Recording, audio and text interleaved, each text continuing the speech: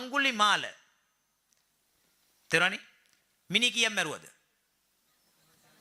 999යි අඟුලිමාලගේ යාළුවෝ මේ කට්ටිය ගණන් කරලා අඟුලිමාල කොච්චර මැරුවද කියලා සංඛ්‍යාවක් නැහැ. ඇයි? ඒක ඩීපිසර තිබුණේ නැහනේ. අඟුලිමාල එකක් කපනවා ඩීපිසර එකේ දාලා එනවා. ඊළඟ එක කපනවා ඩීපිසර එකේ දාලා එනවා. එහෙම නෙමෙයිනේ.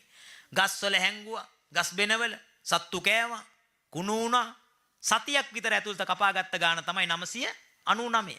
මේසා විශාල මනුස්ස ඝාතනයක් කරපු අඟුලිමාල භාග්‍යවත් බුදුරජාණන් වහන්සේ සම්මුඛ වුණාට පස්සේ මොකද උනේ?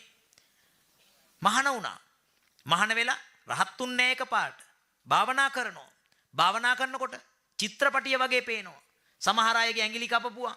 අම්මයි තාත්තයි දරුවයි යනකොට දරුවට පයින් ගහලා එලවලා අම්මගේ තාත්තගේ ඇඟිලි කපලා මරලා දාපුවා. දරුවාගේ ලතෝනි දෙනේම. බිරිඳයි සැමියයි යනකොට බිරිඳ අඬ අඬ ඉඳිද්දි සැමියාගේ ඇඟිලි කපපුවා. හොඳට පේනවා.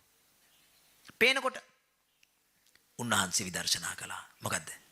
පුරිමා අකුසලා ධම්මා එදා ඇඟිලි කපපු එක පච්චිමානං අකුසලානං ධම්මානං දැන් ආයේ මතක් වුණාට ඒක මම නෙමෙයි ඒක මගේ නෙමෙයි ඒක මගේ ආත්මය නෙමෙයි ඒක දෙවියන් වහන්සේගේ නිර්මාණයක් නෙමෙයි ඒක මොකක්ද සිතක් එච්චරයි මේ සිත පෙර කරපු අකුසල කර්මයක ආසේවන ප්‍රත්‍යයෙන් ඉපදුනා මිසක මොන ප්‍රත්‍යෙන්ද ආසේවන ප්‍රත්‍යයෙන් එහෙනම් මං මුලින් ගාතාවක් කිව්ව මතකද මොකද ගාතාව නයිදං අත්ත කතං බිම්බං මේ මම මේ ආත්මය මම කළ දෙයක් නොවේ න ඉදං මොකද න ඉදං බිම්බං අත්ත කතං තේරෙනවනේ ඉදං බිම්බං මේ බිම්බය මේ මම කියන එක්කෙනා න අත්ත කතං අත්ත කියන්නේ ආත්ම